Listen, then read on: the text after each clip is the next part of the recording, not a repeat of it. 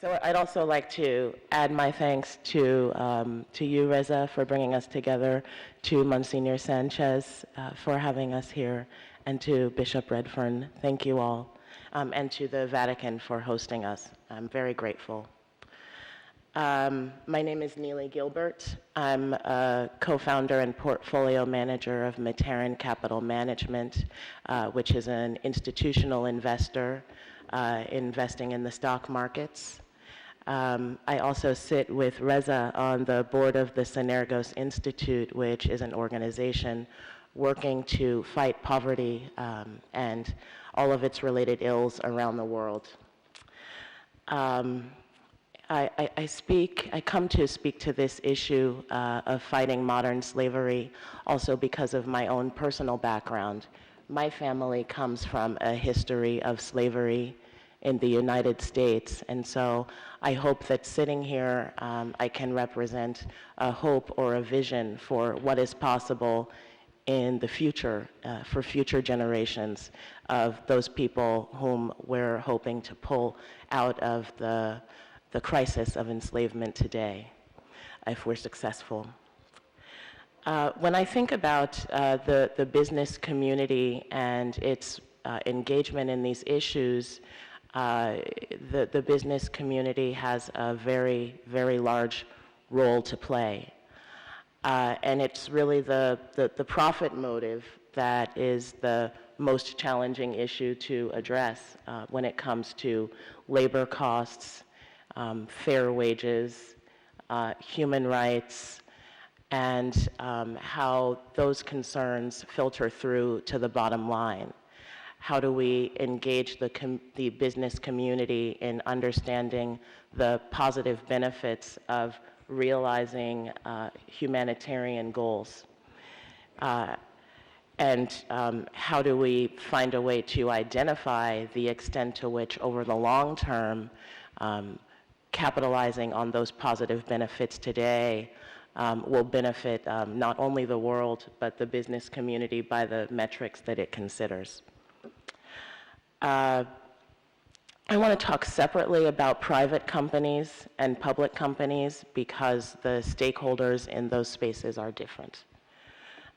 When it comes to private companies, I think that there's an opportunity to talk about demand from consumers and how consumers are moved to make decisions.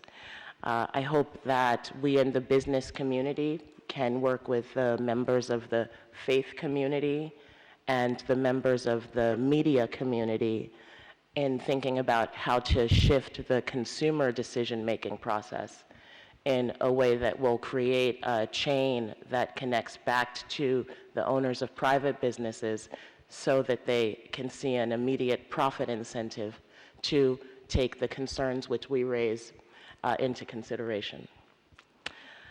When it comes to public companies, the set of stakeholders are different. So companies that have stocks trading on international markets, companies that are issuing debt to major institutions, well, their set of stakeholders are different. On the one hand, you have the very large asset owners, large and small, but a lot of the assets are with very large asset owners who hold their stock and who hold their bonds and who have the opportunity to set standards and raise the bar for the human rights, environmental, and governance concerns, but for us in particular, the human rights concerns that they demand from companies with which they're willing to invest. If asset owners change their demands, it would change the way that asset managers invest and the kinds of companies that they would invest in. In two ways. For my company, we're managing money primarily for governments. And for example, some of them will put restrictions in place where they'll say you just can't invest with companies that are doing business in regions or in ways that are detrimental to the planet or counter to our values, simple restrictions. Even more so, they're starting to realize the positive opportunities from investing with companies that are doing well in the world. So how can we drive that process to change the cycle of capital as it ultimately affects CEOs and the way in which they're making decisions?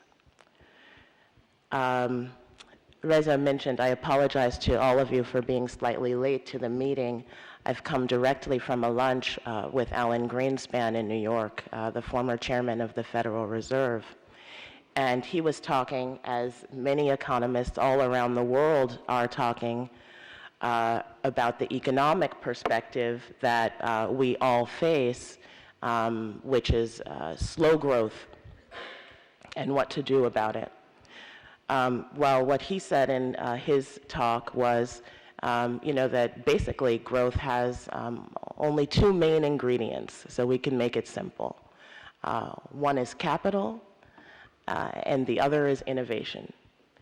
And I see that the work that we're doing here today is being tied to both of those pieces. Inside of capital, human capital is one of the main ingredients.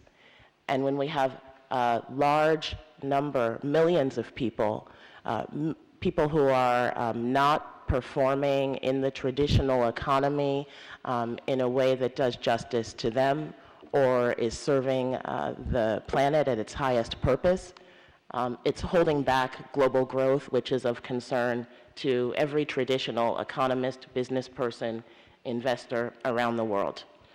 The second piece is innovation. How can we empower people who are today not even part of the traditional economy to be educated and to contribute at the highest level in helping to bring us new ideas. And new ideas come from diverse voices, and that's exactly what the world needs today. The last thing that I wanted to talk about was leadership.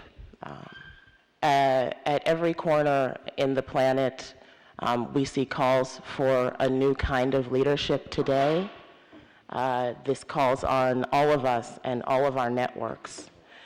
I think one important thing to think about in terms of leadership is reconnecting with our humanity,